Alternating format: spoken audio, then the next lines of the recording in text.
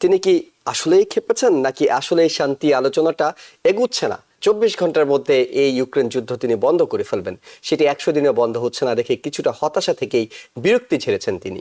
এই শান্তি চুক্তি বা যুদ্ধবন্ধের আগে রাশাও চাচ্ছে যে ইউক্রেনকে প্রেসারে রেখে ইউক্রেনকে রাজি করানোর জন্য যুদ্ধ বন্ধ করবেন, সে বন্ধ করতে পারছে না।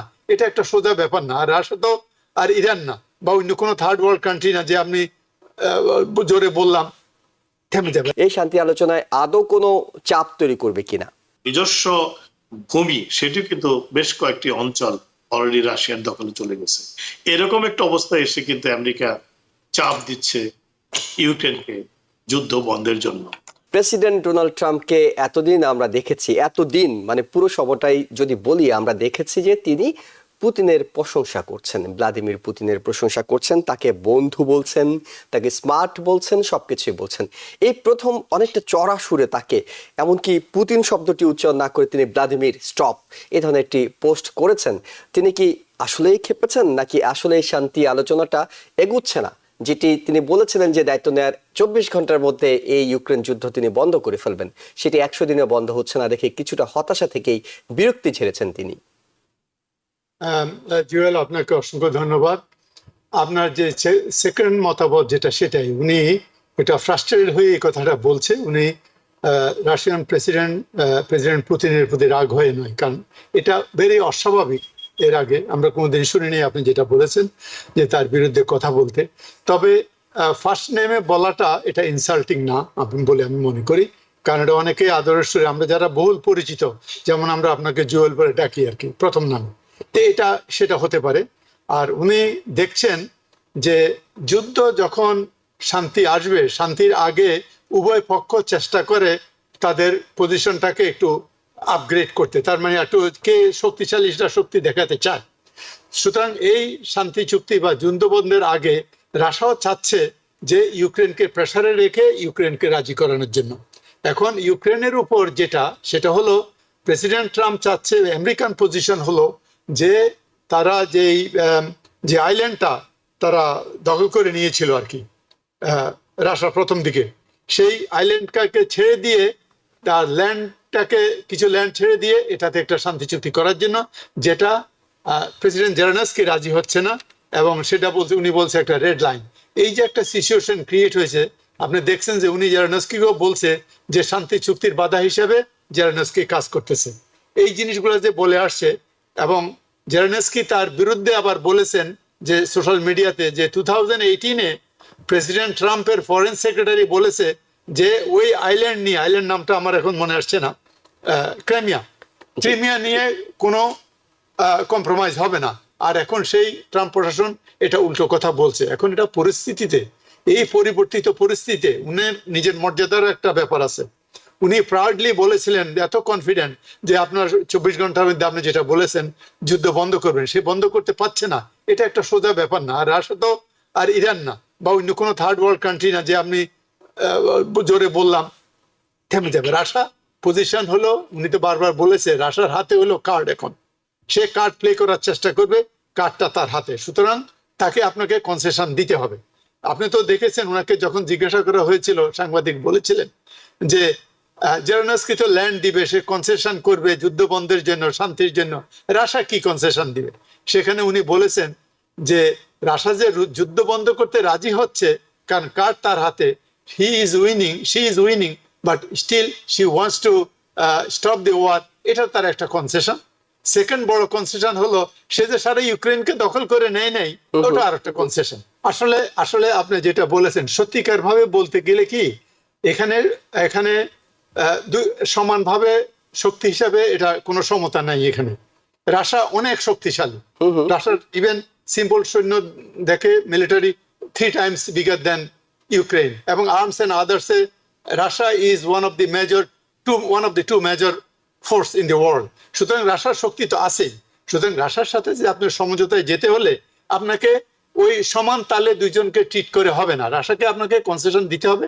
এবং যে কারণটা শুরু হয়েছে, এখন এটা যদি আমরা ইতিহাস দেখতে যাই, 2008 যে জিনিসটা হলো, 2014-এ যেটা হলো যে রাশিয়ান সমর্থিত সরকারের পরিবর্তন করা হলো এবং ইউক্রেনকে আপনার ন্যাটোভুক্ত করার জন্য যে প্রস্তাবটা আসলো সেটাই সমস্যা। রাশিয়া চাচ্ছিল না যে তার দ্বার প্রান্তে ন্যাটো আসুক।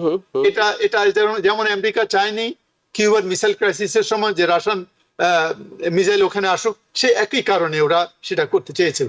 এই জিনিসটা সেখান থেকেই শুরু হয়েছে এবং রাশিয়ার সেই শক্তি আছে, সেই শক্তি যা দেখাচ্ছে, এবং সেই শক্তি দেখার জন্য সেইভাবে আপনাকে সমঝোতা যদি করতে হয় সেভাবে আমেরিকাকে সমঝোতা করতে হবে। যদি প্রশ্ন যেটা সেটা হলো, আপনি কি রাশিয়া ইউক্রেনকে বাদ দিয়ে দিলেন, অর্থাৎ ইউক্রেনকে কি আপনি তালাক দিয়ে দিলেন? ইউক্রেন তো জানে যে তার শক্তি নাই রাশিয়ার সঙ্গে যুদ্ধ করার। এই আমেরিকা, এই ইউরোপীয় ইউনিয়নের দেশগুলো তো তাকে বলেছে তুমি যুদ্ধ করো, আমরা আছি। এখন যখন শান্তির আলোচনা হচ্ছে তখন এসে বলছে তুমি একেবারে খুব ছোট একটা দেশ, তোমার সামরিক শক্তি নেই, তুমি খুব দুর্বল। এতদিন তো ইউক্রেন নেচেছে অন্যের খুঁটির জোরে, এই খুঁটিগুলো কি সব সরে গিয়েছে? খুঁটিতে আমেরিকা মেইন খুঁটি ছিল আমেরিকা। সুতরাং আমেরিকা যদি সরে আসে, আমেরিকা যদি সাপ্লাই না দেয়, কম দেয় অস্ত্র, তাহলে তো তার খুঁটি থাকছে না। আর ইউরোপিয়ানরা এইসব কথা যে বলছে, এই যে একটা কথা আমাদের চিন্তা করা উচিত, ভাই যুদ্ধে কোনো পার্টি জিতে না।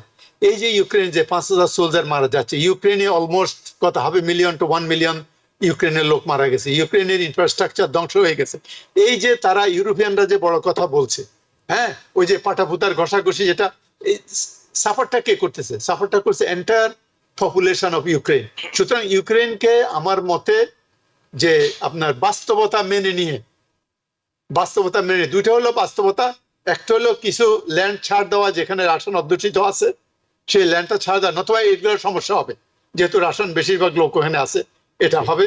আর ক্রাইমিয়াটা রাশিয়ার জন্য ভেরি স্ট্র্যাটেজিক, ওদের নৌঘাটি ওখানে আছে, এই জিনিসটা। আর এই জিনিসগুলো তাদের বিবেচনা করে তাদেরকে একটা সমঝোতা আসতে হবে। শেষ পর্যন্ত ক্রিমিয়াকে ছেড়েই হয়তো এই আলোচনাটাকে এগিয়ে নিতে হবে, যেটি হয়তো আমেরিকা চাচ্ছে। ইউক্রেন না চাইলেও সেটি মানতে হবে শেষ পর্যন্ত। মোহাম্মদ মালিক, আপনার কাছে একটু জানি, সেটা হলো সেকেন্ড কথা হলো, সেকেন্ডটা হলো যে ন্যাটো, রাশিয়া কোনোভাবেই ইউক্রেনকে ন্যাটোর অন্তর্ভুক্ত হওয়া মেনে নেবে না। এখন অবশ্য কেউ বলছেও না, নেটোর কথা এখন আর কেউ বলছে না, সবাই ভুলে গেছে নেটোর বিষয়টি, কিংবা এটি আসলে চাপা পড়ে গেছে যে নেটোর সদস্য পদ নিয়ে আর কোনো বার্গেনিং এর সুযোগ ইউক্রেনের সামনে আসলে নেই, যেখানে নেটো নিজেই আসলে চাপে আছে যুক্তরাষ্ট্রের কাছে। মোহাম্মদ মালিক, আপনার কাছে একটু জানতে চাই, সেটা হলো যে কূটনীতিতে কিছু বিষয় আছে, অর্থাৎ কূটনীতিতে আপনি যখন কাউকে সম্বোধন করবেন, যদিও প্রফেসর ডক্টর মহসিন পাটোয়ারি বলছেন যে আদর করে অনেক সময় ডাকা যায়, কিন্তু পুতিন কখনোই সুপিরিয়র মনে করে না ডোনাল্ড ট্রাম্পকে, প্রেসিডেন্ট। তিনি নিজেকে নিজে সুপিরিয়র মনে করেন, তাকে এই ধরনের নাম ধরে ডাকছে এবং স্টপ হতে বলছে, অনেকটা চড়া সুরে বলছে। যদিও এখন পর্যন্ত রাশিয়া কোনো প্রতিক্রিয়া এই বিষয়টি নিয়ে দেখায়নি, কিন্তু আসলে এইটি কি দুজনের যে সম্পর্ক, সেই সম্পর্কের কোনো ভাটা পড়বে আপনি মনে করছেন, কিংবা এই শান্তি আলোচনায় আদৌ কোনো চাপ তৈরি করবে কিনা? ধন্যবাদ জুয়েল। দেখুন, এই কূটনৈতিক ভাষা আপনি যেমনটি বললেন, তো ট্রাম্প কিন্তু আসলে যে কোনো বিষয়ে উনি কূটনৈতিক শিষ্টাচার বা কূটনৈতিক যে নিয়ম কানুন সেগুলো কমই মেনে চলেন আর কি। উনি কিছুদিন আগে এই ট্যারিফ নিয়ে চায়নার প্রেসিডেন্টকেও তো হুমকি দিয়েছেন এবং এটাও বলেছেন যে সে এখন আমার সাথে আলোচনা করতে হবে, আমার সাথে নেগোসিয়েশন শুরু করতে হবে, I am waiting for his call. কিন্তু চায়নার প্রেসিডেন্ট কিন্তু সেই কল করেনি এখন পর্যন্ত। হাওয়ার সেটি এই প্রসঙ্গক্রমে আমি কথাটা বললাম। আসলে দেখুন, বিষয়টা হলো এরকম, বাংলাতে একটা কথা আছে যে গাছে তুলে দিয়ে মই কেড়ে নেয়া। তো ইউক্রেনের অবস্থা হচ্ছে সেরকমই। ইউক্রেনকে গাছে তুলে দিয়েছে কিন্তু এই আমেরিকা এবং ইউরোপীয় দেশগুলোই। আজকে এখন তাকে এমন একটা বেকায়দায় ফেলে দিয়েছে তারা, যে গাছ থেকে নামার আর সেই মইটি আর এখন ইউক্রেনের হাতে নেই। তো এটি আমরা যদি রাশিয়া ইউক্রেন যুদ্ধের একদম শুরুর দিনগুলোর কথা মনে করি, তাহলে দেখবেন যে রাশিয়া কিন্তু মানে ইনভেশনের আগে বেশ কয়েকদিন বারবার বলেছে তারা ইনভেট করবে, এবং কি জন্য করবে, যে তারা ইনসিকিউর ফিল করছে ইউক্রেনকে নিয়ে, যে ইউক্রেন যদি নেটোতে জয়েন করে তাহলে রাশিয়া নিজেকে বিপন্ন মনে করবে, তার ঘরের পাশে নেটো চলে আসবে এবং তার নিরাপত্তার প্রশ্নেই তাকে ইদার ইউক্রেনকে নেটো সদস্য পদ চাওয়া থেকে বিরত থাকতে হবে, নেটোকে ডিক্লেয়ার করতে হবে যে সে ইউক্রেনকে সদস্য করবে না, না হলে সে আক্রমণ করবে। তো দেখুন, শেষ পর্যন্ত কিন্তু সেটি করেনি, মানে ইউক্রেনও বলেনি যে আমি নেটো সদস্য পদের জন্য মানে আগ্রহী নই, কিংবা নেটোও বলেনি যে তাকে সদস্য করা হবে না, এবং আলটিমেটলি কি দেখলাম, রাশিয়া ইনভেশন করলো ইউক্রেনের ভিতরে। ঠিক তখন তার মানে কি, আমেরিকা এবং পশ্চিমা বিশ্ব চেয়েছিল যে রাশিয়া ইউক্রেনকে প্রভোগ করে যুদ্ধের জন্য, যেন যুদ্ধ হয়, এই সুযোগে রাশিয়াকে তারা দুর্বল করে। কিন্তু বিষয়টি আসলে সেরকম ঘটেনি। আজকে 22 সালের পরে এই প্রায় আর 2 বছরের বেশি সময়ের মধ্যে আমরা দেখলাম যে ইউক্রেনের ক্রাইমিয়া তো 2014 সালেই তারা নিয়েছে। তারপরে এবারও কিন্তু যেগুলো তার যে বেশ কয়েকটি অঞ্চল, যেমন আপনার ধরেন এই লুহান্স্ক এবং ডোনেস্ক এবং খোরাসান, এগুলো কিন্তু দখলে চলে গেছে রাশিয়ার। এরকম একটা অবস্থা, এবং হাজার হাজার লোক তো মারা গেছে, সেটা মানে জানমালের ক্ষতির কথা বাদই দিলাম, তার যে নিজস্ব ভূমি সেটি কিন্তু বেশ কয়েকটি অঞ্চল অলরেডি রাশিয়ার দখলে চলে গেছে। এরকম একটা অবস্থায় এসে কিন্তু আমেরিকা চাপ দিচ্ছে ইউক্রেনকে যুদ্ধ বন্ধের জন্য। তো ইউক্রেন বেচারা কি করবে তাহলে? এখন তার যারা মিত্র, তারা যখন তাকে চাপ প্রয়োগ করে, আমরা যদি দেখি যে জেলেনস্কিকে হোয়াইট হাউসে ডেকে এনে যে এরকম একটা অবস্থায় ফেলে দিয়েছিল, বিব্রতকর অবস্থায়, সেটা কি কোনো কূটনৈতিক শিষ্টাচারে পড়েছে? কিন্তু তাকে চাপ দিয়েছিল কি জন্য? যে যেন সে যে কোনো মানে শর্তে সে যুদ্ধ সিজফায়ারে সম্মত হয়। তাকে সাইকোলজিক্যালি তাকে উইক করার জন্যই সেই নাটকটি সাজানো হয়েছিল হোয়াইট হাউসে। এবং ধরে নেওয়া হয়েছিল যে এই চাপের পরে ইউক্রেন যে কোনো শর্তে যুদ্ধবিরতিতে সম্মত হবে। কিন্তু এখন যেটি দেখা গেল যে ইউক্রেন কিন্তু সেটি মানছে না। ইউক্রেন হ্যাঁ নেটোর সদস্য হবে না, সেই প্রত্যাশা ইউক্রেনের নাই সত্য, কিন্তু ইউক্রেন চাচ্ছে যে শুধু তার যে এই যে নতুন ভাবে যে অধিকৃত এলাকা যেগুলো রাশিয়ার দখলে চলে গেছে সেগুলো নয়, ক্রাইমিয়ার উপরেও তার দাবিটি আবার সে পুনরুত্থাপন করছে। অর্থাৎ জেলেনস্কি কিন্তু একেবারে সহজে যুদ্ধবিরতিতে সম্মত হচ্ছে না। এবং এইখানেই হলো রাশিয়ার যে মানে আক্রমণের যে এখন যে আলোচনার বিভিন্ন পর্যায়ে আলোচনা হচ্ছে, তারপরেও কিয়েভের উপর সর্বশেষ আক্রমণটি করলো, সেটি হলো ইউক্রেনকে আরো বেশি দুর্বল করতে হবে। আর প্রেসিডেন্ট ট্রাম্প কেন খেপে গেলেন? সে খেপে যাওয়ার কারণটি হলো যে এই যে আলোচনায় এসছে, আপনি শুরুতেই বলেছিলেন ভূমিকাতে যে তিনি বলেছিলেন হোয়াইট হাউসে আসার 24 ঘন্টার মধ্যে তিনি যুদ্ধ বন্ধ করে দিবেন। আজকে 100 দিন হয়ে যাওয়ার পরে যুদ্ধ বন্ধ হয়নি।